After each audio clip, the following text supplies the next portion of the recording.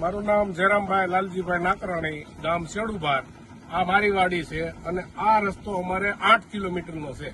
મૂળ પ્રશ્ન અમારે અહીંયા હાલવાનો થાય છે. કાલે ખેડૂતને વાવણી થઈ, વરસાદ સારો થયો, પણ આ મેળો થઈ ગયો તો કોઈના ટ્રેક્ટર, સનેડા કે મિની ટ્રેક્ટર અહીંથી નીકળ્યા નથી. બબે 3 ફૂટ કાપ ભરાઈ ગયો હતો. કારણ કે આ નીચાણમાં છે, ઉપરનો રસ્તો છે. કાપ કારણ કે હજી દિવાલોના કામ કાંઈ થયા નથી. એટલે ખેતરોના બધા કાપ આવ્યા ને એ પુલની નીચે જમા થઈ ગયા. એમાં ટ્રેક્ટર કે મિની ટ્રેક્ટર કે સનેડો કે હાલીને નીકળાય એવું નહોતું.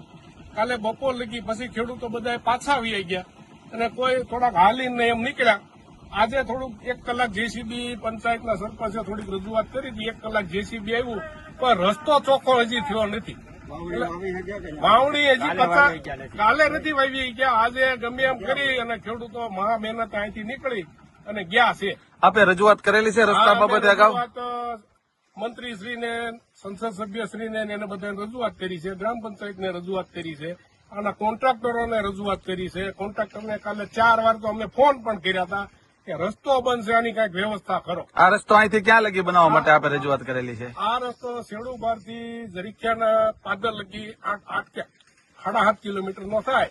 એનો સીસી કરવા માટે અમે 6 મહિના ઘણી વાર રજૂઆત કરી છે અને ભરતભાઈએ થોડોક અમને પ્રત્યુત્તર સારો આપ્યો છે.